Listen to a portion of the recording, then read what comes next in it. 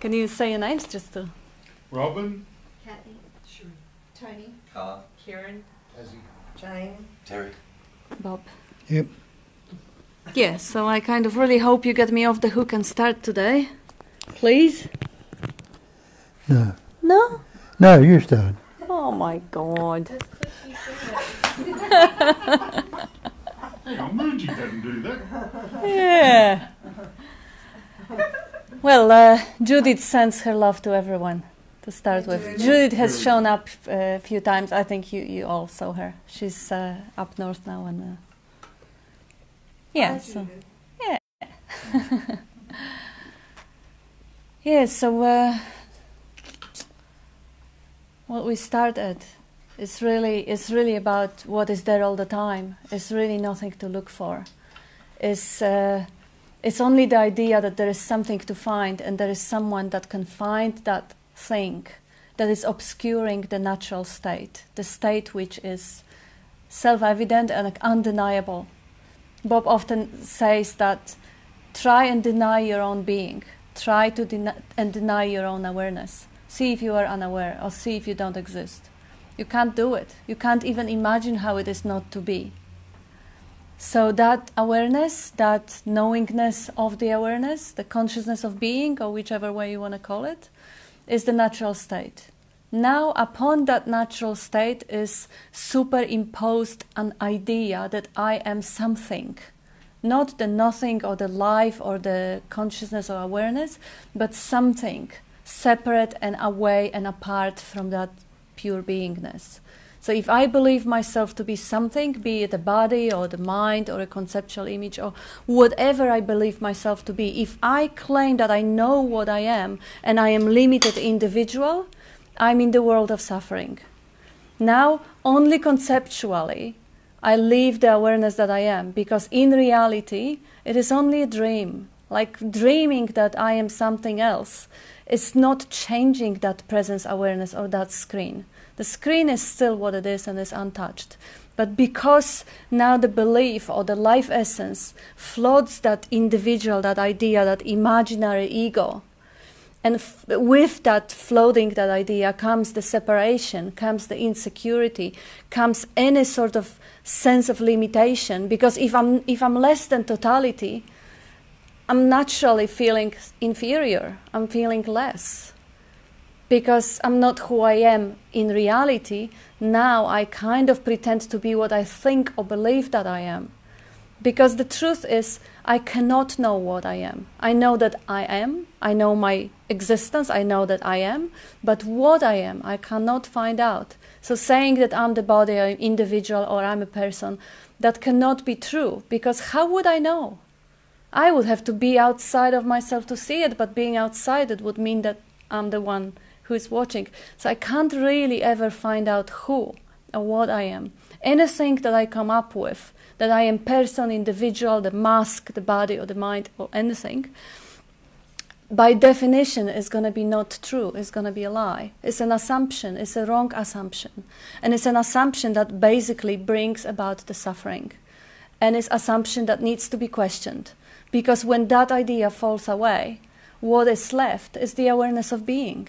And that awareness of being, there's nothing wrong with that. On that screen of consciousness, everything comes and goes, appears and disappears. That's the impermanence. The things, the thoughts, the ideas, the sounds, the sights, they all just float to that basic screen of presence awareness.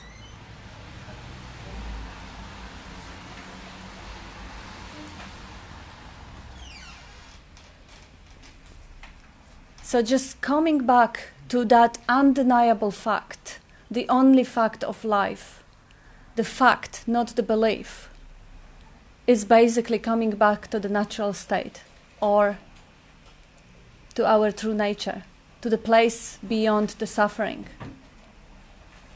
and to the place that is so close and so intimate and so natural and so obvious and so is actually is sweet like home. when I'm not thinking about anything, when I'm not projecting myself to be anything or everyone else to be anything, because that always go in package. I'm just staying in what I am, and there is no disturbance going on. That's home. There's no problem. There's nothing wrong with right now unless I think about it. There's nothing wrong with anything unless I have the story about it. So from that place of presence awareness, or that relaxing in the natural state, I can see thoughts, sounds, objects, every impermanent thing floating over, and just see them for what they are. Instead of taking a thought or the image to be a reality and believing it and making it real by believing it, I just see them passing, coming and going, changing phenomena. My concept of myself was different 20 years ago, was different 40 years ago. My body was different also. So they're passing phenomena. And reality is that which never changes. And what has never changed is the witness, or not even the witness, because there isn't an object called witness, but the knowingness, the knowing of the image, the knowing of the changing body, the knowing of the passing thoughts or passing objects or passing sounds. That's always there. That's the undeniable fact. The presence of knowing, or the consciousness, or the awareness of being. Awareness means knowing, and being or existence. There's just all words. None of it is really what it is, because what it is cannot even be presented as it. Because how could that be it if this is everything, including what I recognize myself to be? So it's not really an it. The pointers are to take us beyond concepts. There's often we're talking about space-like awareness or sky-like awareness. And it's really about non-conceptual awareness, about what is prior to any concepts, any descriptions, or any ideas we could ever put on it. So it is this natural state in which there is nothing wrong. Nisargadatta calls that state in which nothing is wrong anymore. He says, I can't say how it is, or I can't describe it in a positive terms. I can only describe it in negative. There is nothing wrong anymore.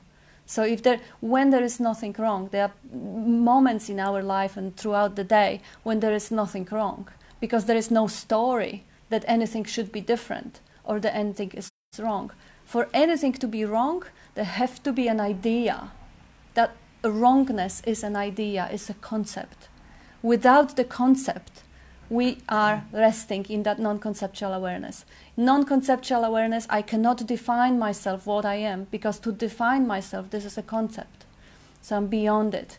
To define the problem, that's a concept. So non-conceptual awareness, the natural state, the undeniable fact of our own existence and awareness of it. Because we not only are, but we are also conscious of the being. So, and there are not two things, there are two aspects of the one thing. And this is the thing that is base, and that is a prerequisite for everything else to happen. The way it is pointed in ancient text is that the sky-like awareness is a Shiva or static aspect, and the movement in that space or stillness becomes the object or dynamic aspect, Shakti. And basically the movement in stillness, or the form in space, form in emptiness, is how the whole manifestation came about.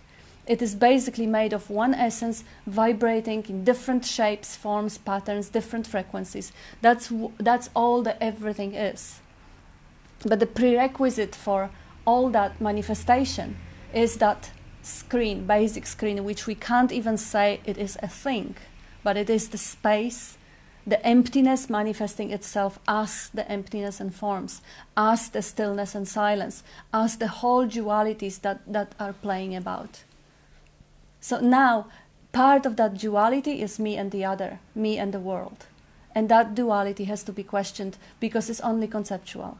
Without the concept, without the idea that there is me separate of the world, the only awareness, the only experiencing that is going on is just this moment as it is. Without the concept, I can't even say I have the body. I can say there are floating sensations there, but even to say sensations, I need the concept. There's just this as it is. The content of seeing, without labeling, without any ideas or concepts on it, is just this as it is. And this is the natural state. Prior to the interpretation that mind puts on it, it is just this as it is. And it's nothing wrong with the interpretation, it's nothing wrong with thinking, it's nothing wrong with anything. There's nothing wrong anymore. So whatever shows up on that is not wrong. It's just what is, just as it is. Please? Go on. Oh, your turn. My turn. Yes, I'll hold it. I was away with the birds, didn't I? What were they like? They're all two-legged, of course. That doesn't Yeah. Non-conceptual awareness or emptiness, space. Anyone can step out of space. Is there anywhere or anything you could postulate could be outside of space? What would it be in? If space was outside itself, what would it be in? It can't be away from itself. There is only the space, which we call the cognising, and that space is suffused with the knowing. Or the intelligence, energy is another form of knowing. You know. In the Hindus they call it the knowledge jnana. And the one who understands the knowledge is a Gnani. Christianity they call it Gnostics.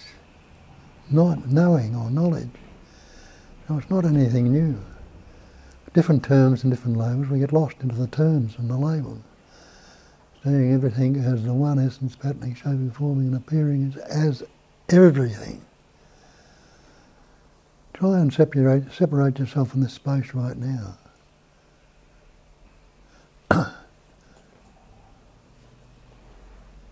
Try and get out of space if you can. Try and see if you can negate it. You know, what's the very first thing you see? It's space. It's the closest thing to your eyes. As Tennyson, I think it was, the poet said, it's closer than your breathing. It's nearer than your hands and feet. It's the closest thing to you. And is that space just outside of that pattern? Or are there large patterns of space inside that pattern you call the body? And when they say it's a one essence appearing, patterning, shaping and forming as everything, that includes you and me. You know, that's all the world is made up of, the manifesto. Made up of things. You and I are things. And the space, silence and stillness which they're appearing on is no thing. Because you can't put a pattern on it, a shape or form on it at all, a beginning to it or an end to it. And all this manifestation of things appearing in it, can something come from nothing? You don't have to be a Rhodes Scholar to work that out. All these things we take to be solid, substantial, including you believing you are that body-mind, if you still believe that, or believing the room or anything else, are the no thing. Patterning, shaping and forming. And this is already known in the scriptures. Different scriptures, where different religions are formed around. And they call it in Hinduism, Satchidananda, Nama, Rupa, existence, consciousness, bliss, name and form. The name and form are things. The carpet is a thing. The chair is a thing. You are a thing. I am a thing. Which we put labels on, and differentiation from being the one thing appearing as everything, to the chair, to a table, to me, to you, and everything else. The label. And as I often say, if you went into Myers and wanted a shirt and came out with the label, you wouldn't be too happy. You wouldn't, because it's not worth anything at all, the label. And And that's what we're doing with everything. We're putting labels on it, the word. And the word is not the thing. It's a label on the thing. And have a look at that and see, is the word real? Call yourself Bill, Harry, or some other name, or Joan, or Jean, or whatever. Are you that word? You're not. You were given that word. It came by your parents or somebody else gave you that word. You can't believe it's you or me. The word water. Is the word water water? It's not. And what is water when you look at break it down? It's just a couple of gases coming together. H2O, hydrogen and 2 parts oxygen. They come together, it becomes a liquid. Before that it's just an energy, and even as a liquid it's still energy. Cool it down and it can solidify into ice and snow. Becomes matter. As an essence, you can call it like spirit. And that's what we're thinking of this world. We think this world is made up of spirit. It's a spiritual world.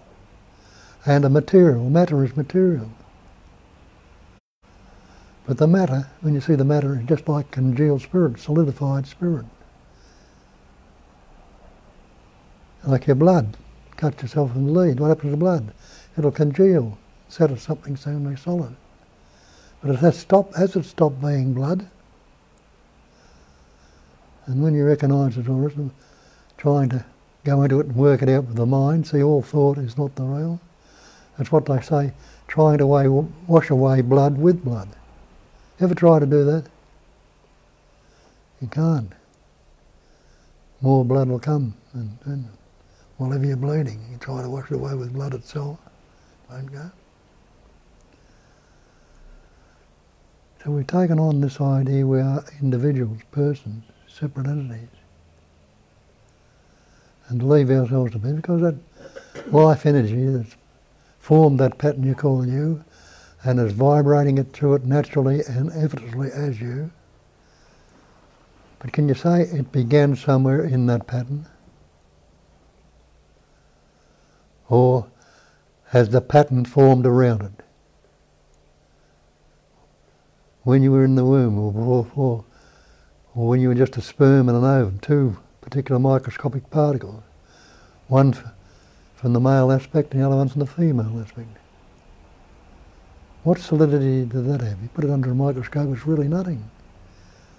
Yet there was a life in it, a life energy. And it knew what to do. It was suffused with an intelligence too, because the sperm knew to swim to the ovum, to find its way there one way or another. And when it knew what to do to penetrate that ovum. And when that happened, whatever, it went to work by doubling that cell, doubling it again, and then the essence or the energy in those little tiny cells doubling with a suffusion of intelligence began to form a little embryo. All the bones, the sinews, the blood, the brains, everything that came about is formed by that energy. How can you say it's a body or me? And that's what we've done. We've taken ourselves to be this body, mind. We call it my body, my mind, knowing full well it's not what you really are.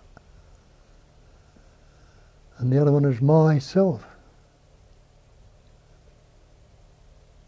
And that's what they tell us in the scriptures. It's just that one self appearing as the totality. One self, not a personal self.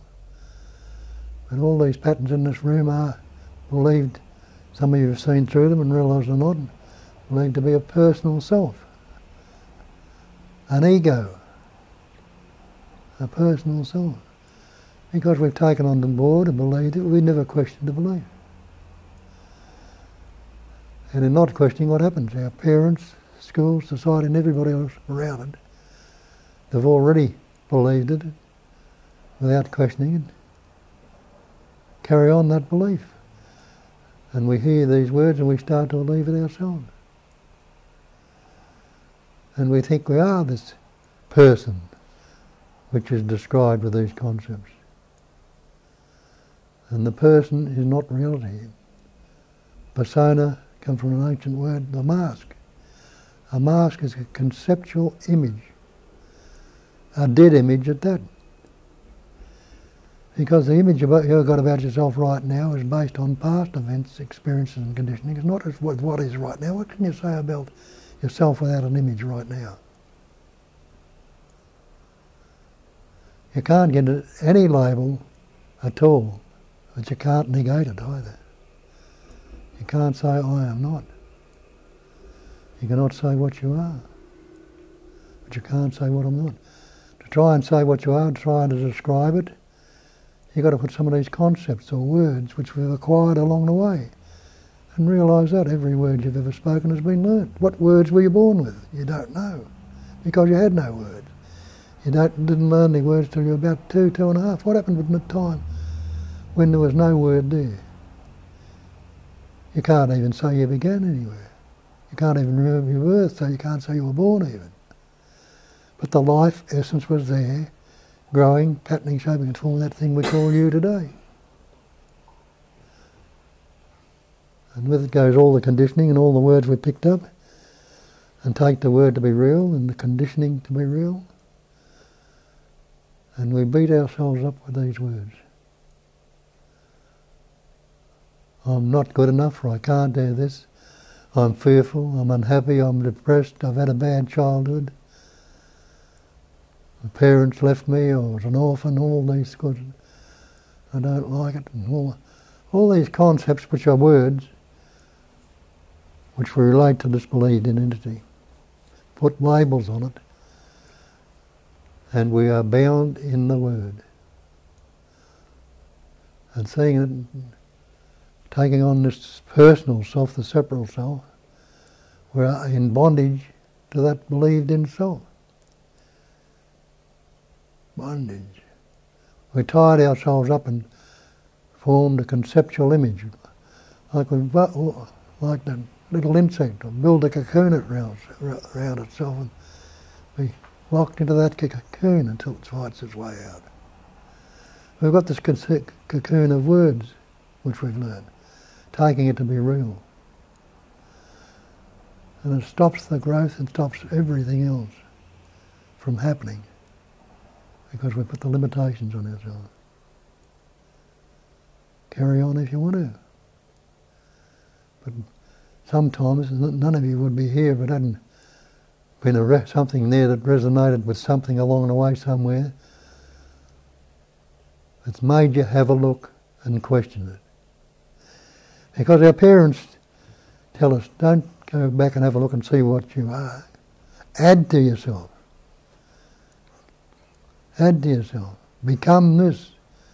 Take on more labels. Take on more words.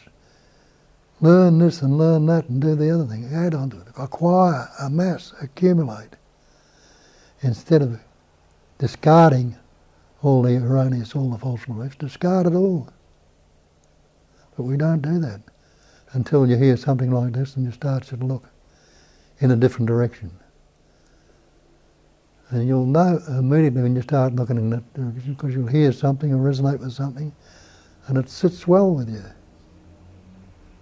It sits nice and safe and comforting. And doesn't that take you on any seeming steps we need to go through? It'll take you on to see that. And the ones that seem tough and solid,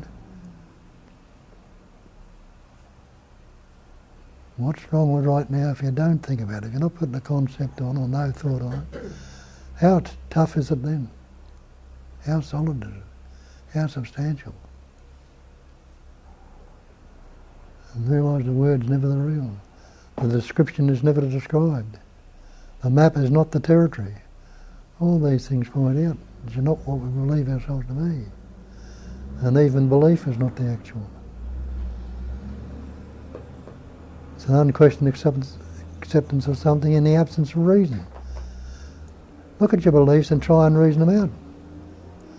See how real, see how true they are if you put them under a bit of question. Like we believed the earth was flat years ago. We believe the sea is blue. We say there's water in the mirror. We believe the rainbow is all appear to be so, and seemingly so, we believe that we are this body-mind, this person. And that's why we say the false cannot stand up to investigation. And we don't investigate, we continue to believe in it and reinforce that belief by repeating it ourselves and so on. No wonder we stay in bondage. No wonder we suffer. No wonder there's fear, anxiety, stress, despair, hatred and joy and all the rest of it. Because we've taken on the label or the word and believe it to be real.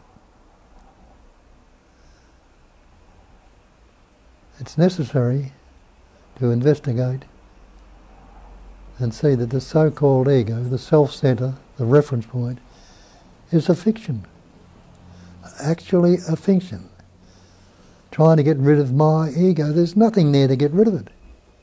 That's why there's no success. How can you find something that doesn't really exist? It's only seemingly so. It seemingly might be a deep impression in your body somewhere. But when you look at that, it falls apart too. Go right into it. You can't get rid of something that doesn't exist. Recognise that, and what are you going to do? Aren't you going to give up the search? When you realise, I can search as hard as I like, I'll never find the answer in the mind. I'm told that in the scriptures. The answer is not in the mind. And there is no such thing as peace of mind. We're looking for peace of mind. But there is no such thing as peace of mind. The peace is when the mind is not. That's why the ancients call it the peace that passes all understanding. If it could be understood, it would be peace of mind. But if it's past all understanding, it means we can't be grasped with a thought, a concept, an idea, or an image. So the peace is when the mind is not. That's when you need to look at this mind, investigate and see how real it is. Get the idea, here we pause the thought for a moment. You as the person, which you think you are, can't pause the thought, but if you recognise there might be something there, if you try and look beyond what's there, and you can't do that either, but the looking will come beyond. And you'll see there's nothing there. And out of habit, it might seemingly arise again for a little while. But if it does arise again, after that, if you've really seen it the first time, it's not going to get the same intensity in it. Because once you see something as false, can you truly believe it again? And once you see that there's no blue water in the sea, even though you go down and see it as blue all the time, you're going to take it on board. This is real, I see it, it's real this time. Or the blueness in the sky when you're 30,000 feet up in the air in an aeroplane. How much blueness is in the cabin? The sky in the cabin, space in the cabin, where's the blueness? You look out the window, out the port in the cabin, it's still further out, where it appears to be moved. Question along these lines and recognise the false as false. And when you see the false as false, what must you be left with? What's always vibrating in the pairs of opposites, you must be opposite of false is truth. It's true. And they tell you that, they've written that in the text also. Know the truth. And it's the truth that'll set you free. The false can't stand up to investigation, so recognise the truth. And what do? You're free of that bondage of belief.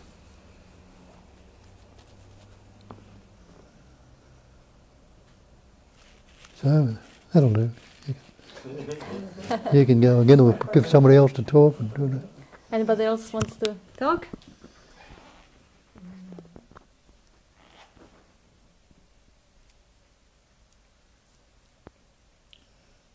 I feel like I always talk, so I feel bad. She feels like she's always talking. So I feel bad, I don't want to take up time. As you see, there is nobody who volunteers, so you're actually rescuing the meeting. So I've been having this weird, so stupid. Don't judge. This really weird fear of dying. Like that I'm actually going to die soon. Like I have this Oh, so you love life. Yeah, but it's just like this thing that's come up. You And don't want to then die. As soon as that fear come up, like, oh, you're gonna die. Mm-hmm. I had a dream that I was dying, and then I'm just like, and it like I know that it's like might be metaphorical and all that sort of stuff, but it feels like I'm actually gonna die, and it's this weird subconscious. Die to the sense of self. Die daily. Yeah. Die to this moment. It's like this body is going to die. Ah. Well, have a look at that. What's happening in the body now? Oops. It's hard. No? I keep watching, like when I'm crossing the road, like I'm watching really carefully, like because I feel like a car's gonna hit me. I know how stupid it is, but it's just like Carl said something to me the other day. I don't want to put you in it, but as soon as he said it to me, my mind just jumped straight to like you're gonna die. And it's not the first time this has happened in my life. Like when I was in my mid-20s, I went through a phase for like a month where I dreamt 7, 8 dreams where I was just going to die. And I was physically dying in all my dreams. And it was like... What's happening right now? Right now? Yeah.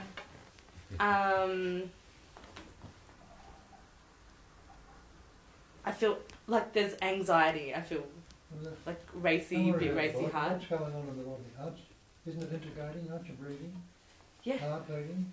I keep checking, yeah. Cells in place that, you know, you're growing cells that digesting food, all that's happening. Yeah. When the life essence goes out of the body, what happens? It starts to disintegrate immediately. The opposite comes in. Disintegration is breaking down or rotting it. And that'll form millions of enzymes, which are life forms also. And they'll start to rot the body. And out of that, you know, when it breaks down, what happens? The residual might be some minerals or something like that that'll go into the earth, and in the earth might be seed waiting. It needs those minerals and a bit of water on it, a bit of sunlight. It might grow a vegetable or something like that, or a tree. And something will come along and eat that. Yeah. And something will come along and eat the thing that eats that. And you see, life is living on life. We take it in a personal life and think it's the one and only life. But when you recognise that life is living constantly in life, it's ever fresh and ever new. So you'll see there's no room for death. Just the same as there's no room for any birth. No person or anything is birth. Patterns appeared, patterns fall apart and disappear. So you can't say it was born, you can't say you were born, you can't say it's going to die.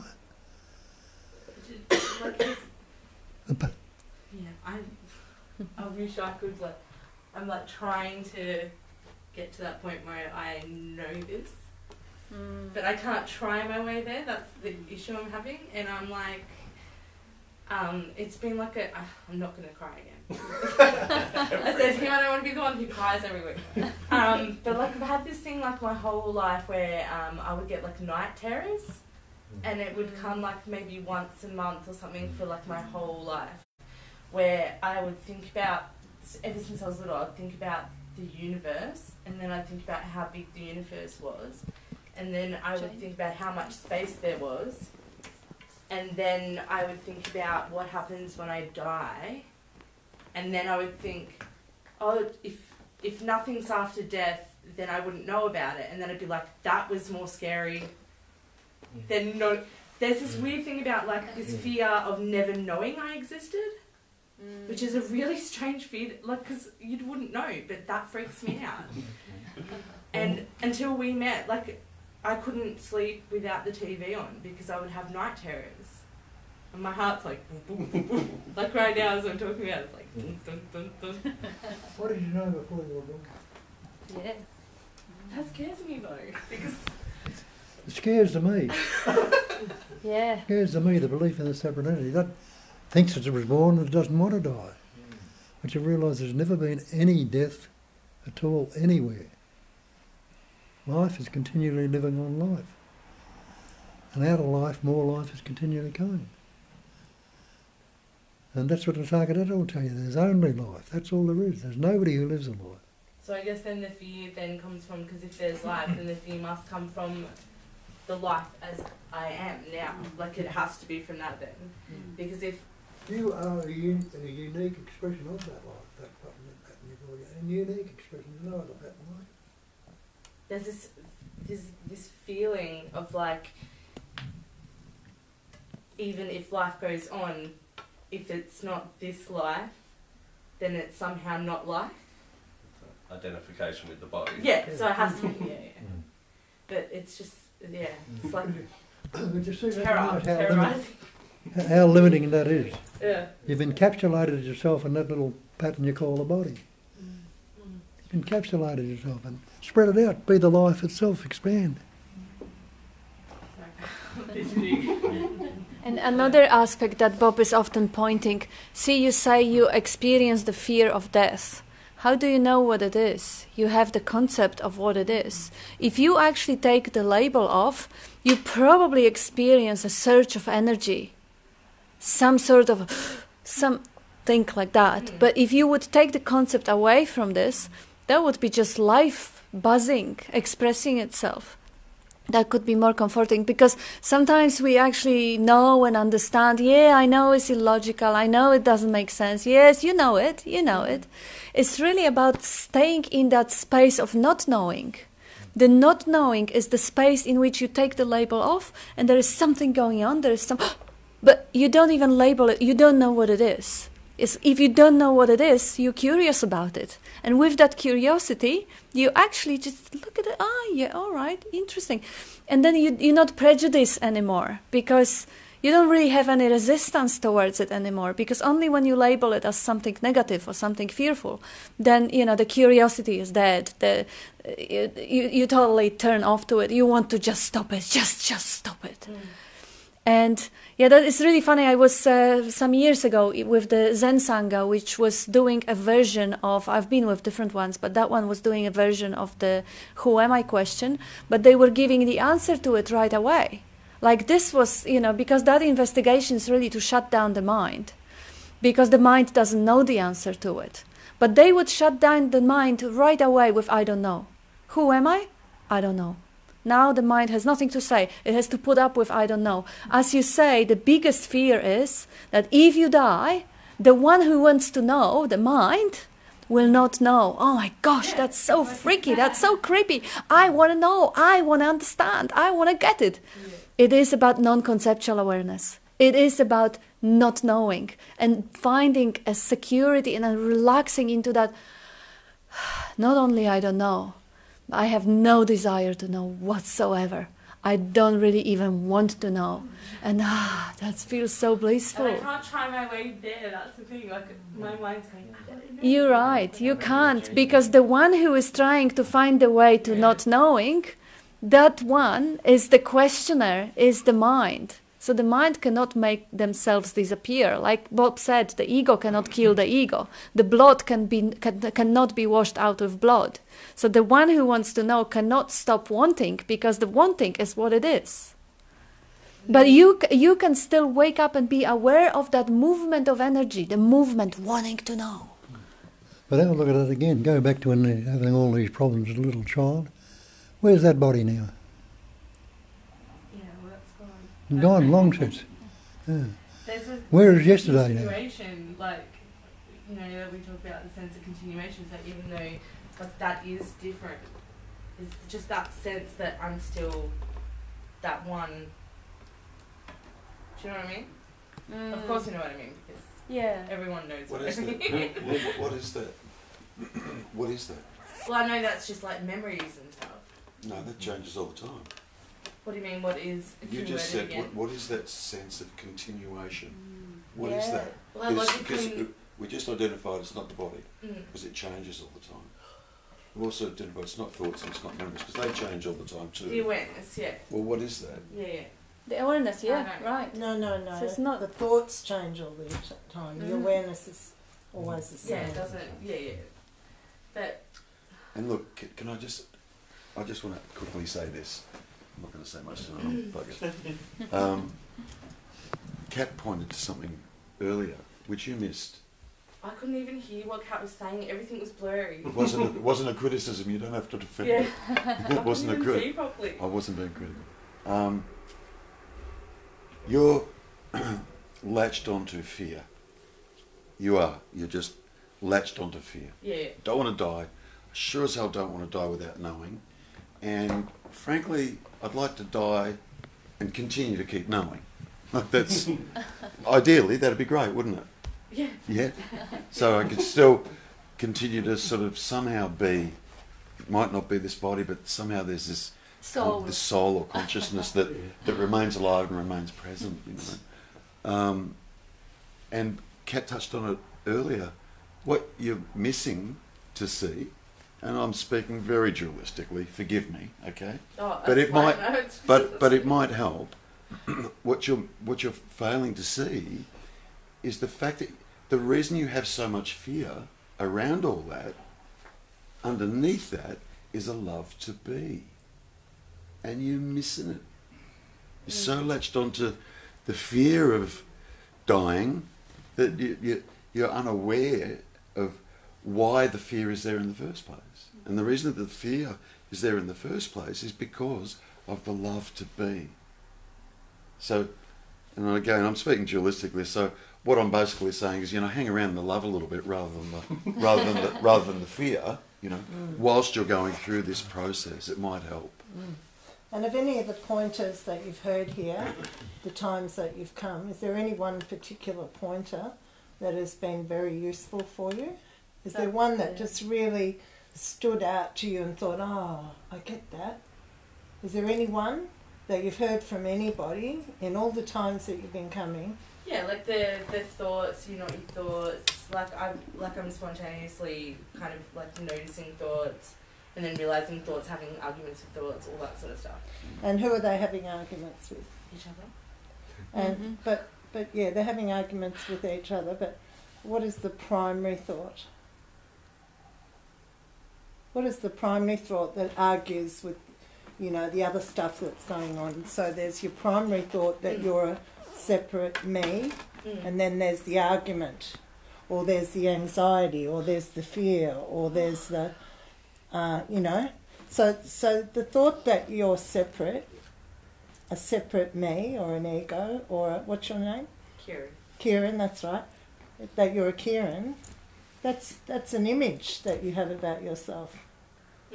And that's a thought. And that's the primary thought I'm trying to point at. That's the me. And then all the anxiety, all the fear, all the story about yourself that goes back to when you were little, all the bad dreams you've had, they're all related to that primary thought that you have about yourself, that Bob points to as an image. That's the primary thought. That's the me. And then all the anxiety, all the fear, all the dreams are related to that me. Yeah. Right? Yeah. And is it real? No, well, this is the thing is I'm getting to the point where I understand that, but it's the fear of, obviously, annihilation. That's what I'm... But that's because, the mind. I know. Can I just give, and it may be confusing, but it's just an experience I had some years ago when I was with someone who was dying. Yeah. And it was the most present experience, or one of the most present experiences I've ever had. There was, and I cry in a film where someone says goodbye, and the next minute I'm crying. Like I respond very much. So this was someone that I knew that was dying, and as they were leaving, it's like the room just can't. It was just like the room got brighter and brighter, and then they'd breathe, and then they'd stop breathing, and the room got brighter and brighter. It was the most. I didn't feel any sadness. I just didn't feel anything. It was just the most, and the only way I can explain is some people say when a baby's born it just comes straight from God, and I just thought, for an example, using that terminology, this person was going straight to God or to that source. And then a night or two later, I'm in bed sleeping at night, and I was afraid of the dark when I was a little girl. I had to have the light on till I was 23. My dad just couldn't believe how I left home. And I was lying in bed with my partner, and I woke up somewhere in the middle of the night, and it was dark. And I looked at the bedroom door, which was open, and I thought, oh, what if that person walked through, what if their ghost would walk through that door now? And I thought, oh my God, in the actual experience of death, there was no fear, but when I thought about it, when I attached myself to that fear, I was like, oh no, there might be a ghost there. So it was the thinking. It was the thinking but this experience is not fearful.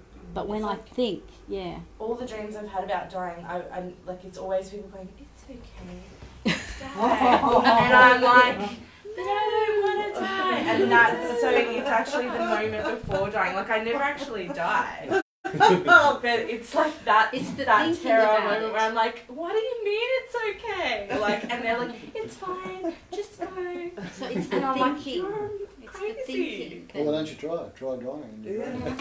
That's it. Try it. Then you might feel really different. I've been dreaming like crazy. And also the idea that, you see, to die, actually you have to believe that you are real, that you are alive. If you actually really take on board what Bob is saying, that this ego is not real, it's like, see, if that is an actor, if that is only a role, you are Kieran just for now. You are the life essence. You are the totality. Just dressing up as an actor on the scene of the movie Kieran. Let's imagine that you're playing somebody else. You're playing some other role.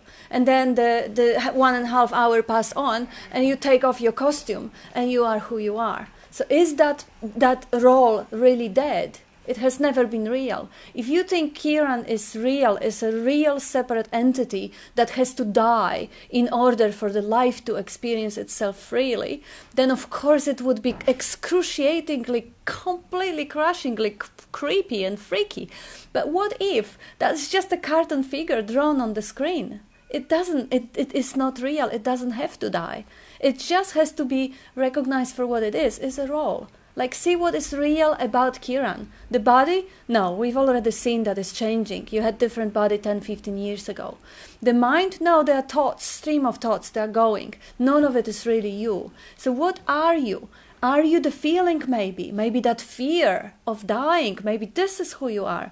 But is it there all the time? No, it's also coming and going. It's appearing and disappearing. So that's also not who you are. You are the ultimate knowing of the body, of the mind, of the feelings, of the sounds, of everything. And is that knowing gonna die? When you fall asleep and you don't remember, there is no memory. But can you even say it was dead? You can't, because you're here now. So really the fear of death requires belief in reality of that thing that you are feared to die. And I really want to let whatever happens happen as well. Like, Yeah. I feel like part of me wants to go, all right, if you believe you're going to die, just be okay with dying, even if it is a physical death.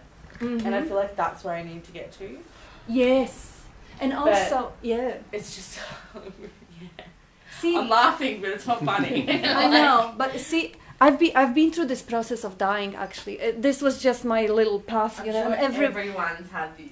And not necessarily, but for me it wasn't really dying, it was a readiness. Because the moment I was actually totally committed to finding out the truth of everything, of just finding the truth, whatever it means. And I was so ready, I was so committed that I was ready to die for it. Like, if it requires me to die, yes, just kill me. You know, the longing of the heart, how much you really want to find out, how badly you want to find out what's real and what's not real. Would you be even ready to die for it? It's not going to be necessary. But would you be ready? Because if you are ready, if you drop down to the heart, to that longing for the truth, that commitment towards the truth, and finding out how badly do you want it. If you want it above everything else, you will be ready to drop that, and it's not going to be necessary. And that may not be completely not be resonating with you, because as Bob says, most of the people that come here, the path of jnani, of intellect, of understanding, whilst the commitment on the level of devotion, like, oh God, I just want it so badly, is the devotion path. It may be totally not your thing. But at some point it may actually wake up, and it makes it so much easier when you want it so badly, you want to come back home, you want to be free from all that. Oh gosh, just I'd do anything. People sit in meditation for long hours, torture the body, they starve themselves, they're ascetics. Of course, that desire is given. You don't create it. You can't make yourself have it. But if it wakes up, it could actually give you this necessary earnestness, Nisargadatta called it, or courage, earnestness, courage, something that will just pull through, because that's also energy. Everything is just a dance of energy. But then you've got a bundle of tools, like, see how it is without the label. Try and die. Few people told you that few different ways. If any of them inspires you. And the question Jane asked, most important, what you already understand innately. Just sit with that. If you know that just concepts are popping up and arguing, thoughts are just popping up and arguing one with the other, see how fear is just one of it. It's no different.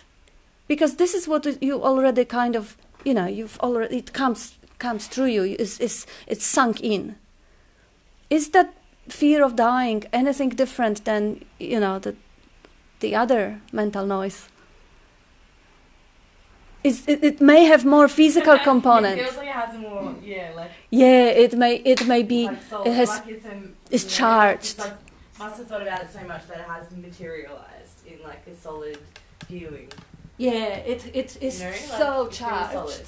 Absolutely. But, like I was thinking yesterday, so I was sitting at the tram stop and everyone looked like, I was just like, everyone's on their way to set up for whatever like stage act they're doing, and everything was like really unreal. And then I had this where I was like, oh, do I even want to be doing what I'm doing, like this whole thing, like being here, thinking about looking for truth? And then I was like, but I can't not do it.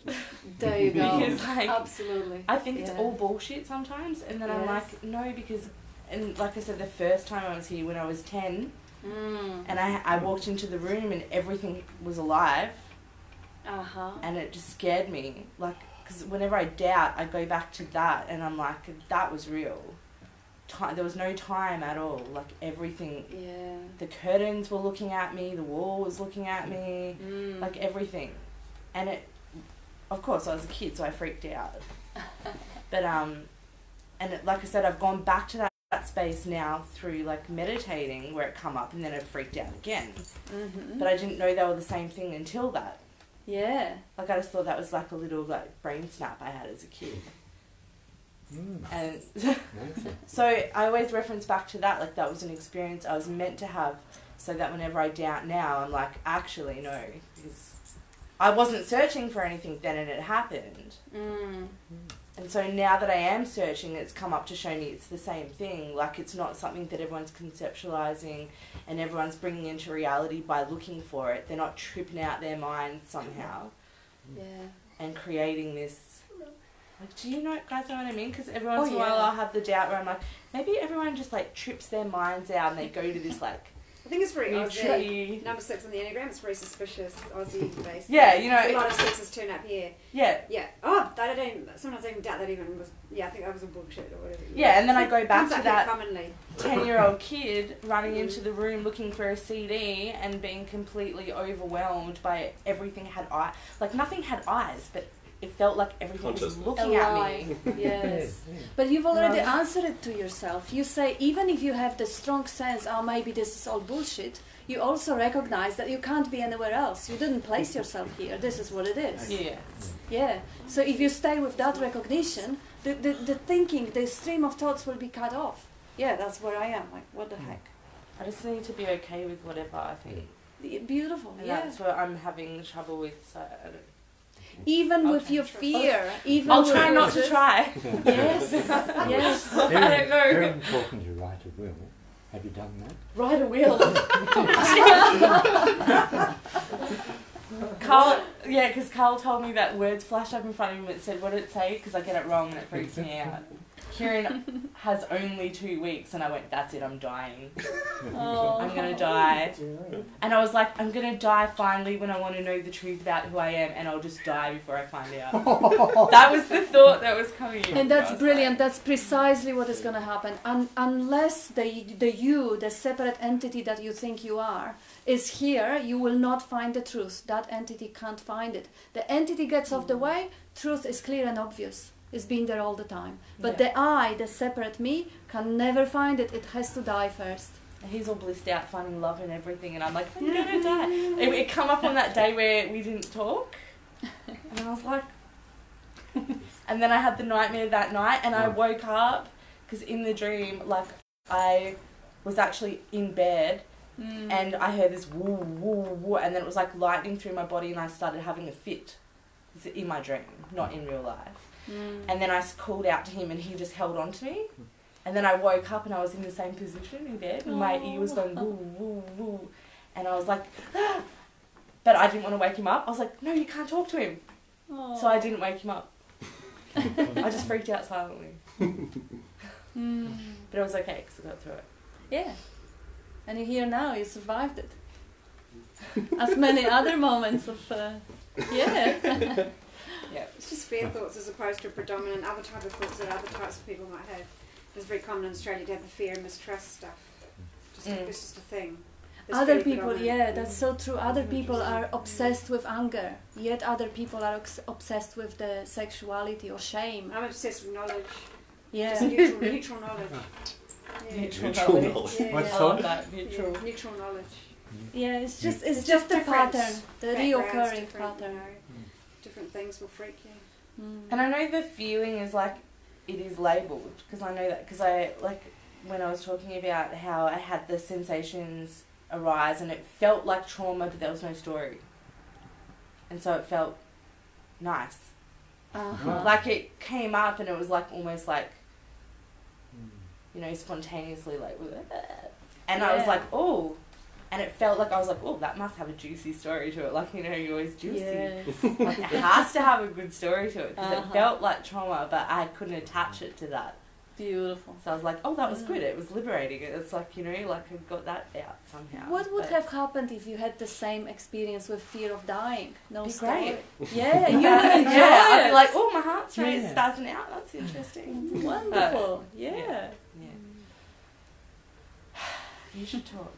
Oh, no, I should talk. I've taken up too much time. Thank you guys. No, you're not taking too much time. Nobody else wants to talk. What do you think about this whole scenario? Not much. No thoughts. Maybe Bob can add something. Oh, sorry, Robin. Sorry. Bob, can you add something? Please. We can read Bill Tiss is saying the me is phantom. There is no me to get this. There is nothing to get. The imaginary me can't do anything. Yeah, that's the truth. Imaginary me can have to die just before the awakening or the answer or the truth is revealed. Just like your greatest fear says. That's exactly how it has to happen. Okay. Yeah. It's fine. Thank you, Bill. Say something. Words of wisdom. From the star, the messenger on the high throne. Plenty of others in here should ask something. Well, have you ever tried to actually completely experience the fear, dive into the fear and explore the fear and lose yourself in the fear and completely experience the fear? So I've had that. I've had that willingness to do it, but then I feel like I try and bring on fear. I'm like, oh, I'm ready now. Do you know what I mean? And then the fear, the genuine fear, never arises because I'm ready for it. Well, so I mean, that says it all, doesn't it? Fear can't be if you welcome it. Yeah, well, you're smart. So who's been present through all these experiences? Keep talking about when you were 10 and all these seemingly experiences spread through time. Who was present through all those experiences and who's present here now in this experience? Well, I am. That's all I can say. Like, I don't know other than that. Great. We'll explore that. I I am. don't know. Explore that. Yeah, that's it. I don't know. Yeah, I don't have any answers. As long as you can telling these stories in your mind Mm. about a phantom me and a non-existent entity, you know, I'm not going to get anywhere, to be honest. That's perfect. Who's been present through everything? Yeah. It's presence awareness. Yeah. You've been present in all your experiences, and you're still present. That's where your attention needs to go. Not on the Take a look story. at that. Take your attention out of the story of me, and try and find out what is it that makes me conscious and aware right now of the story. There's an awareness of the story. There's a knowing here that can go back into memory and pull out this story and talk this story. There's a knowing presence in all of this, all of the time, you know, and that's what it's about. Stories will never ever end, you know. If you keep feeding them stories and imagining that you're an entity, it'll go on like that, and it'll never ever come to an end. You'll have to short circuit all of that conceptualizing and go directly to the sense of your own presence and explore that, and then out of that, all the understanding you require will automatically arise, you know. You won't get it by trying to figure it out, as Bob says. You won't get it by trying to figure it out through thinking. Trying to figure your problems out through thinking won't help. You won't get there. It won't work. It's impossible. Because you can't conceptualize non-conceptual awareness, and non-conceptual awareness is what we're pointing at. So at some point in time, you're going to have to get serious and have a close look at what it is that's allowing all these experiences to happen, and who's present in the world. And who's always been present and never not present. And you answered perfectly. You said, I am. And I don't know. And that's what Bob And I says don't at the know, beginning of the meeting. He says, I'm not talking to any person. I'm talking to that I am, that you are also. Yeah, I had that moment with Bob. Where it was just Bob talking to Bob. I had that little weird, spontaneous thing that I just, need to. Good. Not knowing is good. You're aware of the stories. You are aware. There's a certain amount of awareness there, and you are aware of the stories that go on. Yeah. What Tass is trying to point to right there is, see how you're sitting there now and you're nodding your head and you're going, yeah, yeah, That's the story as well. And we miss that because it's really close. After all, I'm acknowledging you and I'm nodding and I'm going, yeah, I understand, yeah, I understand I have stories. I understand, no, it's okay. It's totally okay. But, you know, we get caught up in, I understand I have stories, but the biggest story we fail to see, and it's usually the last story we fail to see, is the one that's going, yep, I understand I have stories. The one that just said that. That's appearing on something. And there needs to be an awareness of that as it spontaneously happens, and it does. It does. Communication just comes out of you, just like thoughts do. It just comes out. There's no you sitting back. There's no separate you sitting kind of aside going, okay, now I'm going to say this. And then you say it. Do you understand? It just comes up spontaneously, like thoughts do. They just float through spontaneously. So it's, you know, whilst you're just caught up in observing all the content, or your history, all your experiences, all the things that you've experienced when you were 10 and the curtains were looking at you, or whatever it is, whatever the story is, and there'll be lots of story there, you know. Whilst you're just regurgitating that and doing that and just talking about that and not paying any attention to the one that's talking about that, That's a story that's talking about that. And we miss that one. And that's the one that needs to be, that's the one that needs to be seen. And that's the one I was pointing at, the primary one.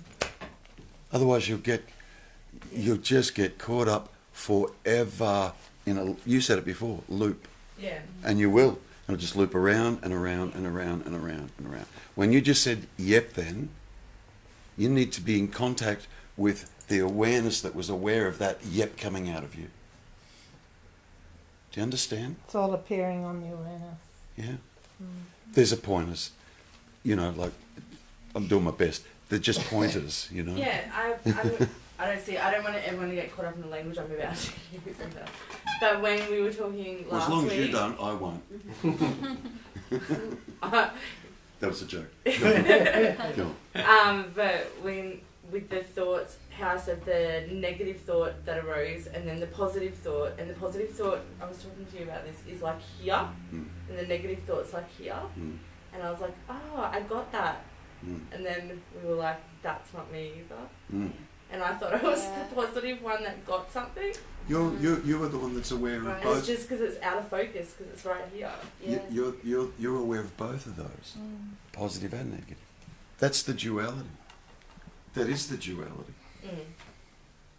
And it's the awareness of that. And what Tass is saying is, at some point, you're going to have to get really, really fucking curious. Whoops, there it goes again. Really curious. Really curious about that. There needs to be, and I used to use the expression, turn around. Instead of looking out at all the content of what's going on in our head or what's going on out there and opinions that we have and so on out there, turn around. What is it that's aware of all that? And it can't be you're me, because you're aware of you're me. You understand? Do you understand? I understand that. Even conceptually, do you get what I'm saying? Yeah. Okay. Okay. It's hard for me to say yes, I understand when I'm like, oh, well, who understands? Like I feel It's like okay. I'm gonna get in trouble. Like, no, come on, talk. It's I'm okay. gonna get in trouble. Yeah. It's I do get that it gets subtler and subtler as it goes back. It's like negative thought. Oh, I found the negative thought, and then you go, oh, that one's like, and then that's still not the one.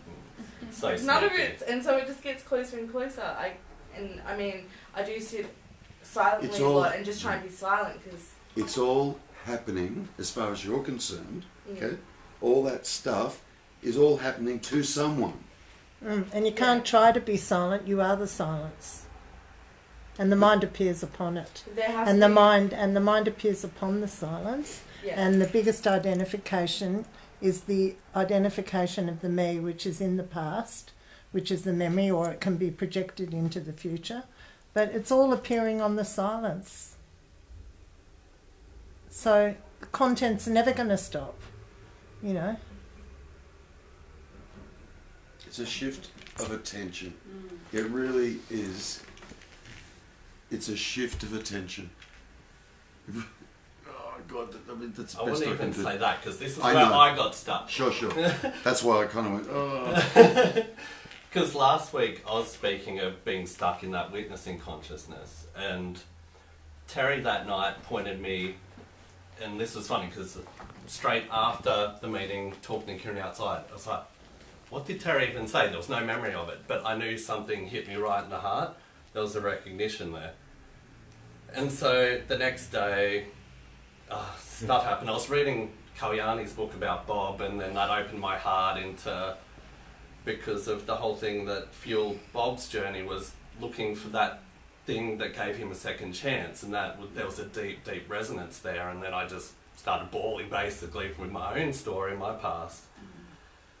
And so that happened, and then I was reading something later, and I just saw the phrase being aware, and it hit me like a lightning bolt, because it was instantaneously seen what I had been doing was my ego had latched onto that realization from my past that I'm awareness, and it had taken the living reality of it, and it had made a subtle conceptualization and an image out of it. And on that image, it had projected the perceived qualities of awareness. Yes. So there were these apparent qualities of silence and space, but they weren't true silence and space, because it was, here's noisy contracted me over here, but here's spacious silent me over here. There was a duality there.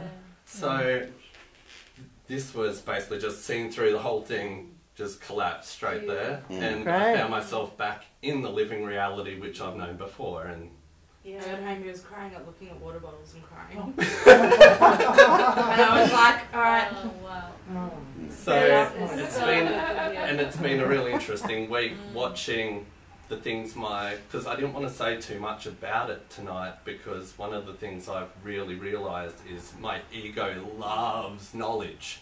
It absolutely loves knowledge, and it hooks straight into it. It'll conceptualise my experience. This is where I got stuck. So as all this is happening, it's like, oh yeah, that is the I am that I am. That's directly seen, but there was already this discourse going on about it, and conceptualization, and it was seen that that was already making me pull back from the living reality of it. So it's good that that's been seen. And well said. yeah. So beautiful. It's really, the buck stops at I am. That is wonderful. And I love the description, the living reality, what actually, yes. See, and this is, I think, in many ways, what everyone is telling to you, Kieran, also, to actually find what do you really want? What is really a priority? Do you really... that consciousness, that one, that knowing being. The truth. I just want the. Yeah. I just want the truth. Like, Yeah. I have no, like, I don't feel like my life's gonna be amazing, or anything like that. I just want to be okay with what is all the time. Yes. Because my whole life has been like this, like, friction of like, I shouldn't be here, I should be somewhere else. And I had this thought yesterday. I was like, I'm always like, I don't belong. Or I shouldn't be here, I should be somewhere else. And I just sat there and I was like, but I am here. Yeah. And that, like, it just totally came over me. I was like, but I am here. So how could I not belong here when I'm here? And then I was like... And how futile is it resisting being Yeah, here when you are here? You're now here, but taking it a little bit further. Where else is it? Exactly. Yeah, I was like, but I am here. So I'm meant to be here because I am here. And it finally, like, it sunk in a little bit yesterday. I was like, I can't be not meant to be here because I fucking am here. Like we were talking, because I am here. So I don't know where else there's... I like the way Jeff Foster puts it. He said, what's the point of fighting with now? Because it was already living this morning. What can you do about it? Yeah. And then I go, oh, actually, I'm going to die. I go, Did you want to say something, Bob? No? Okay. I said to surrender to not... I don't know. So what's happening if you're not thinking about it? I think it's great. Exactly, and that's jumping over any kind of viewer and all that shit. Yeah. You can just go to that, be curious about, okay, if there's no location, no perspective of viewing from, and stop before that even enters. Awesome. That's what happens for me. I tend to just jump straight over. And then the head comes in, boom, boom, boom, and it's just like that. It's that fast. It's that fast all the time. But hey, that's just a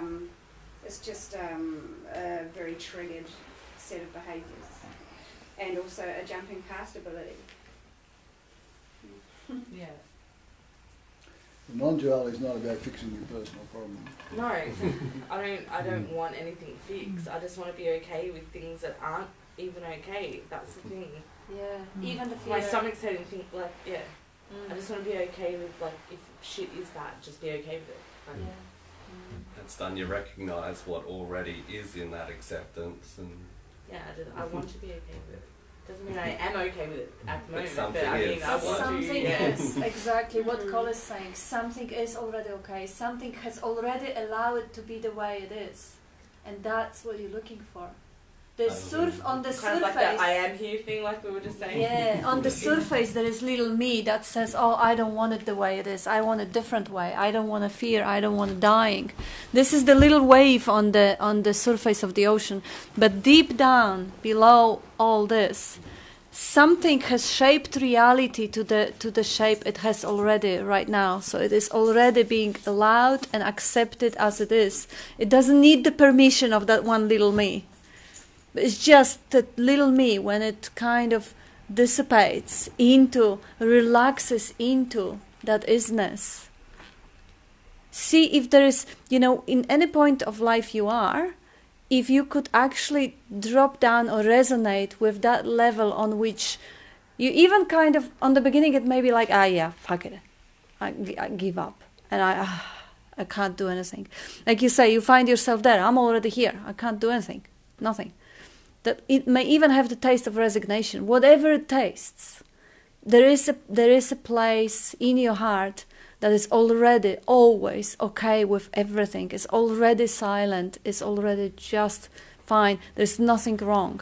You go to the concepts and they will say, no, this is not right, this should be different. But if you get off that conceptual self and you drop down to living reality, as he says, and then you're just in there, you're home, you're really in that non-conceptual awareness of presence, you're home. And then you see, as Cole was saying, you see the conceptualizing going on top. You just don't fit them. Mm-hmm. It is already there. If, like Bob is saying, you are already that silence, that stillness, that I am. Now there is some sort of a wave there going on, saying, no, I'm not everything. I'm just something little. But that's concept. That's a thought. It's certainly not silence, that's for sure. Yeah. If you are determined to find it and you know that it's already there, every moment to moment, it will reveal itself. When you say in your mind, I have no idea, I really don't know, I can't work it out. And that is... I love it. I don't know is beautiful. And you'll notice, when you absolutely resign yourself to, I don't know, what immediately comes after that is a stillness. Mm-hmm. There's a surrendering process that it becomes quiet. There is a surrender. When it's a genuine, a real, I don't know. And there's also someone who added a comment, not being okay with what is what is too. Absolutely, absolutely. Don't resist your own resistance. If resistance is the content of this moment, fine. If fear is the content, fine. Everything, what is just as it is. And I don't know if this works for you, but like if you take those moments that Terry mentioned where there's just nothing happening for a wee moment, and if you take the perspective, Kat's usually was quite helpful in my first year or so of laying out pictures of this, if really there are, and Bill, like if there are many moments where nothing's going on, and every now and then a thought pops up that's claimed as some kind of thing. But like when you look in the mirror, you just go zit nose, you don't go entity and history, database and blah blah. None of that ever happens. You only ever get the still shot in the movie. You never get the full movie, imaginary movie that fills in all those gaps between each still shot. There's a gap in between every shot, every image, and so if you start to see it as more that is what it is. There's some claimed stuff and a gap. There's claimed stuff and a gap. And you start to see more of those gaps. They just start to become more obvious. And for me that was my only way in really, because I had no blinding, abiding, no selves moment, times. I feel like I've been spending a lot of time, especially at trade school, having to utilise my mind for practical things like for hours and hours a day, like 8:30 till 6 o'clock, 7 o'clock, and so trying to be still, to even even in the moments where, and I know this is probably an excuse that I'm telling myself, so everyone, that's fine, but it's been so hectic, and I'm finally at the end of that, and there's this weird sense now, okay, that's finishing, so I will have more time. That's I think where all the fears are arising from, because it's almost like I will have time to be still in my head. That's what I'm feeling like. And so what will I find in that? Still, maybe that's what it is. How do you think you're ever going to be still if you're trying? Yeah. Okay, I'm still now. But maybe that's bringing it up though, is what I'm saying, because I'm like, no excuses, you're not going to have to use practical mind all the time, like, but yeah. Just check your own presence. Just check. Am I present? No doubt about it. Just do that. That's all you have to do. Continually notice your own presence. Continually notice that you're aware and present and here and conscious. And that's all there really is to it. There's really nothing else. And the understanding you're seeking will arise out of that. It won't come through trying to work it out in your mind. I just sat on public transport and I didn't do anything else. I didn't pick up a book or a phone. I sat there and, oh shit, I've been in the story for 20 minutes. I sat there. Oh, I've been in the story for another 20 minutes. And then eventually I realised it wasn't even that. There just would have been moments and gaps. And yeah, but see, now you're projecting time when there is no actual time. yeah, I mean, that didn't matter. I didn't care about that because I didn't believe in it anyway. But whatever turned up, nothing else got distracted. You know, there wasn't a major other distraction. So to sit there and see what turned up. There was no trying to do anything particular. There was just sitting there and seeing what turned up for long periods. Once you see there is no time, then you won't beat yourself up. Yeah, I never did about time. Never believed in it. Oh, I've been... The whole day's gone by and I forgot to remember my presence. It's complete and utter bullshit. It was complete and utter bullshit, and yet it causes so much suffering for the seeker. This mental concept of time is just absolute torture. And until that's dealt with, you know, like there'll be suffering. Even if the concept of time was actually seen for real, what it actually is, that if it was absolutely seen for what it actually is, that'd be enough. Yeah, that's enough. That'd be enough. Forget about all the looking for the me's and forget about there's thoughts and you got to do is see that. That's the end of everything. That's the end of the entity, the end of all stories. It's all everything. over. It's all based. It's all a time-based story. You know, like if you see there's no time, then that's it. There's nothing else to do. I'm just thinking of that John Lennon line: "Time is a concept through which we measure our pain." There's actually no such thing as time. That's right. Time's a concept. It's not a thing, and you can't show somebody what time is. You can't show me the future, you can't show me the past, and all that ever happens is there's this constant spontaneous, and even this is constant spontaneous nowness all the fucking time. Use the word time, yeah. All the time. But it's just always. Timeless. It's always. Timeless, spaceless. And the me gets a hold of this, and we're taught to do it. You know, as we grow up, we're taught to do that. You know, we get hold of past, future, time. Got to be at school. Got to get, you know. It's a, you know, God. That's a pendulum.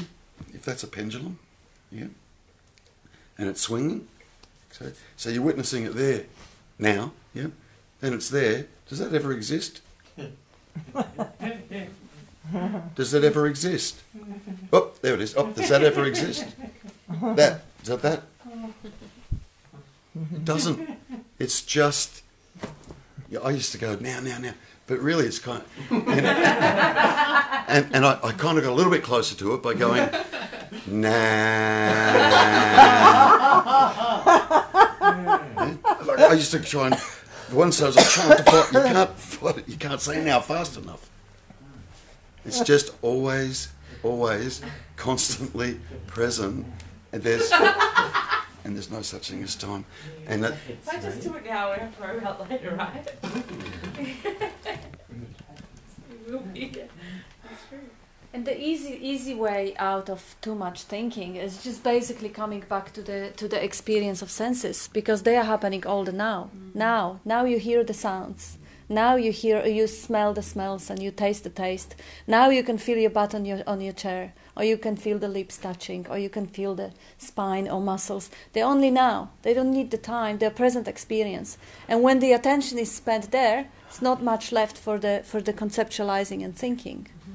And even that is just a kind of a coming back to the sensory, leaving from the senses, is the preliminary step to actually discover who is or what is aware of all that sensations, sounds, tastes, smells, and yeah, it's just really, if you're really passionate about finding out the truth, that is quite an easy way to just. It doesn't mean stuff won't trigger back in, because for me, school we learnt there was no such thing as time, and I got it, and there was no such thing as, how do you measure in centimetre? Somebody's got this imaginary thing here and a thing there, and it's just a load of shit. But it doesn't mean that belief in oneself doesn't trigger in a lot here, So for me, time isn't the way in, and sensory time isn't the way in. But it's cool. Something else might be the end thing. Probably just relaxing, not feeling that if I don't appease everybody, I'm going to die. Something from some trauma, God knows what, something is just going to let go in terms of personal safety.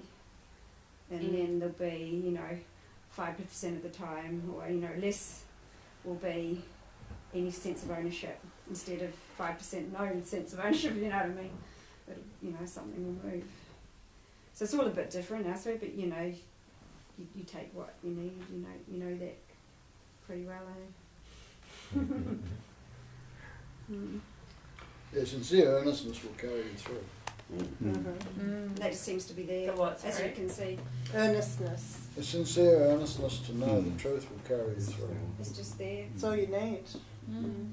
Because they'll. It's just. Bob, did you want to That's how add it is. something? Sorry. Bob has something to Can't add. explain it. So you're concerned about time, test it out. Try and live yesterday, which is the past. That's all time, past, present and future. Try and live yesterday. Try and live tomorrow. Try and live now. Because how long does now last? Is it a beginning? Is it an ending? Spontaneous, isn't it? When you say I'm now, how long does that last? You can't say it began, you can't say it end.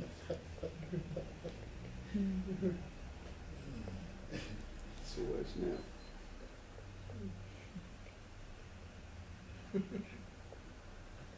Now, they've even measured time is just coincidental appearances at the same time. The sun comes and, an atomic clock goes click and they're just at the same time. It's movement. That's all it is. It's transience. It's transience. It's a concept. And then we based on link it transience. together in the mind into a linear thing. There's no such thing as a nation. If you lived on a planet where the sun was geostationary, Yeah. directly overhead, Yeah. the whole time, Yeah. the whole time, Yeah. Wouldn't know any different. Yeah. how would we calculate time? Yeah. How would we begin to conceptualise time if the sun never moved? Yeah. If it was always directly overhead? Yeah. You'd have no idea about time at all. Yeah. It's exactly. just transcendental. It's movement in consciousness. When you're not thinking about it, there's no Transitoriness, time. which we then measure conceptually. That's all it is. As we do everything. Measure everything, because that's the nature of the mind. The old clunky mind. And divide Got to things. put things into categories. Got to put it into concepts. Because that's its nature. And it only And pops there's up nothing for a wrong with moment. it. It's all, No, it's it's all a good, useful but it tool. causes Oh, suffering. that's how you found food and A everything. isn't it? useful tool that appears upon that presence that we always are. But only for that moment, and then you're thinking about something else, like the cat. Absolutely, spontaneously.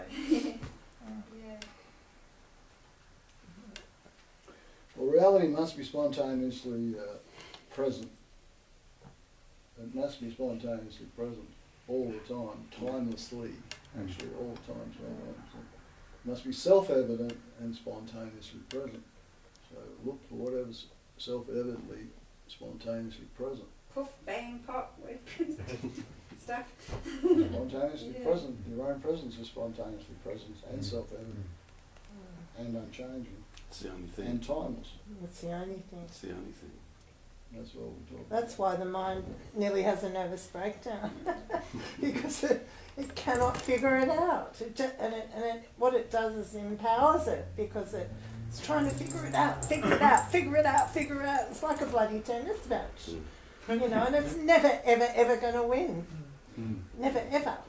If you're just very, very literal about you can't work it out of the mind, and that never goes away, that always flashes in, that's really useful. Just be very literal about you can't work it out of the mind. Be very, like, first time I heard that, that made sense, and it's never not flashed in. Yeah. So I was just lucky, I was just very literal about you can't work it out of the mind, so it never didn't happen that way. That's just the first principle that's always, you know, turns up, is this, you know, it's like, oh, this is interesting, and you just have to sit with it, and it goes into experience, and it lands or it doesn't. That doesn't, you know, just be literal about that statement. I feel like even when Bobby and Kat are talking sometimes, like today, I couldn't even focus on what you guys are saying. Like, I'll have to watch the video back. It doesn't matter. Because, like, everything is just blurry and I can't... They're just words. They all bullshit anyway. The truth is, like truth is sink into what's meant to sink in. Yeah, exactly. There'll be an urge to look at the video, there won't be. Yeah, it's like my brain is like always... Sometimes when you were talking, like, my thoughts were repeating what you were saying, and I'm like... anything to be active, it feels like, you know, like you were saying something and would just repeat the words, like I was reading a book. I'm like, anything to be active, that's what it felt like. Any distraction, it's like distraction. And I see how brilliantly aware you are of this activity. Bravo. Most of the people walk the world, walk the streets every day. They don't. It doesn't even occur to them that like there is an activity happening. Exactly. For it to be so concerned to be distracted. Yeah. Now you are aware of distractions. You are the awareness, and the distractions are distractions. They're not reality anymore. They're not truth anymore. They're just distractions. Sometimes they'll be emptier, and sometimes they'll have a little more pull, but you know. Yeah. And I remember one of the most intelligent people that I ever met in my life was the captain on one of the ships that I was working. Brilliant British guy. And I challenged him at some point about that stuff and asked him if he is aware of the inner dialogue that he has within his own head. And he wasn't. Oh, wow. The guy in his late 60s and absolutely brilliant. And he wasn't. He says, no, I'm not talking to myself. I say, just go and observe yourself, and we can come back to it. Because, yeah, he was, oh, gosh. Anyway, he came back a couple of days later, and he says, you know what? I'm really not talking to myself. I just decided I don't want to be bothered with this guy anymore. He made it an easy and kind of a joking and laughter, but it totally disturbed him. People live their lives, and they're absolutely brilliant, gorgeous people, and they don't really notice that the mind is active all the time and is having that commentary going on all the time. They don't realize that life is going on and is overlaid with the mental imaging going on, the mental noise going on top of it. They don't even realize they die like this. So now you've already noticed the distraction that is going on when you listen to Bob and I, what we are saying. You already notice your own, you know, what the commentary is going on in your head. Bravo. This is something that is worthy of appreciating, because the habit pattern of feeling limited individual is to beat ourselves up. No, I'm no good. I'm inferior. I'm unworthy. You know, just really, who you are cannot possibly be unworthy. You are the manifestation of that life essence, the pure perfection. But if you think yourself to be anything less than the totality, you will feel that, and you will be disappointed with yourself and beating yourself up and feeling that void of the, oh gosh, I'm so bad. That's really noticing how much is already being digested and being really embodied in that awareness. Just love yourself. Just be warm to yourself, because this is a gift. It's beautiful. It's opening up. Can you see it? Can you see how many things and how quickly you actually really embraced? This is wonderful. This is a good news. Mm-hmm. Oh, it's definitely good to not believe everything. Like, you've already been noticing a big difference in your day-to-day life with that bit more of awareness of your thought and being able to disengage. People don't piss me off as much. they still piss me off, but not like to the extent that they used to, because my mum was constantly like, that person's really annoying. I'm like, I wish you'd stop talking because it's really fucking ruining my day. And now I'm just like, huh, that's funny. Oh, she's alright. But, yeah. Yeah, she's got no saying. She can be as annoying as she is, and there's nobody there. It's just the empty shell of the body, mind, and the life essence fueling it. Nobody is a doer. Nobody has any saying of what they say, or what they think, or what they do. Yeah. Running late I was on the train, and the train was running late, and I was like, this always happens. I was like, The thought. Yeah, I was like, oh, here I am. And then I started practicing the conversation because I knew I had to ring school and tell them. And I was practicing in my head again. I'm like, oh, there we go. I'm like, just ring them. Because you're going to feel like you've rang them 5 times, so I may as well just ring them now. Do it once. Yeah, do it once in reality instead of doing it 5 times pretending. And then when they have a reaction to it, be like, but I've told them so many times already. Because it like builds up. I'm like having this story in my head. I'm going to say this. And so I just rang them. And I was so much better. I was just like, I'm going to be late. Yeah. They're like, okay. I was like, cool. But in my head, the first story, I was like, okay, I'm going to be late. And they were like, oh, Kieran, you can't be... Like, that's in my head. They were already telling me off. Well, what is in your head? Have you had a look in your head? I can't look in my head, obviously. Take a look. See what's in there. 3 times a day I dropped into, oh, I am you. And it's, partially conceptual, but there was a moving away from some assessment of them, and just like felt relaxed about these people instead of... Well, just partly conceptual. Partly conceptual, partly there was an experiential component for sure. Yeah. Some beliefs dropped, and there was wasn't judging those things anymore, and there wasn't, it was like they were kind of more neutral. No, look directly. See where you're seeing from. See where the seeing's happening. Where is the seeing actually happening? Without a concept. Because the mind will say, oh, well, my eyes are seeing, and my brain's cognising, but just see nakedly and observe the naked awareness and see what arises out of that. Where is the seeing happening? Actually happening. Well, like you said, the sense I get of it is like here, because that's where I know my eyes to be. But where is the seeing of thoughts happening? Oh yes, one right here. That's kind of where he's going. Yeah, that's Not literal. Where is this seeing? No, that's seeing as well. Anything, everything. Where is the smelling happening? Where is the hearing happening? Is it really in your ears, or is it out there on the street when the trams are passing? Where is it? Can you really locate? What's really here? Yeah. I mean, your eyes are just like a video camera. It goes up the optic nerve with it's just electrical impulses, so there's no seeing there. Well, that's a story, but... No, but I mean, we don't know what actually sees, do you? You don't know. You don't know what sees. Yeah. All I know is you pull that out, that doesn't see anymore, but...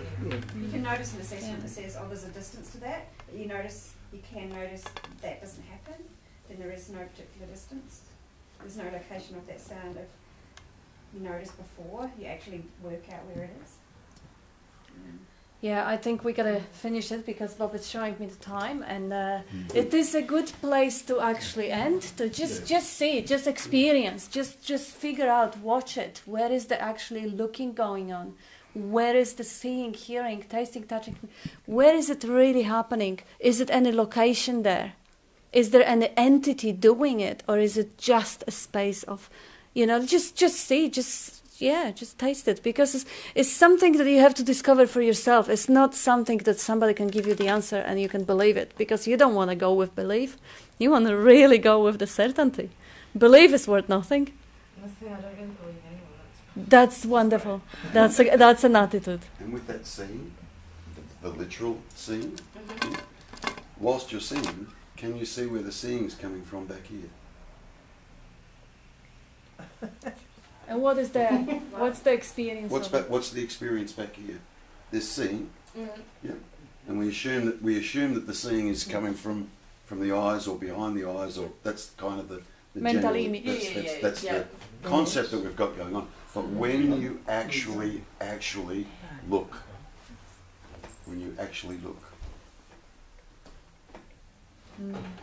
Yeah, sit with that. And thank you very much for today. And, Good answer.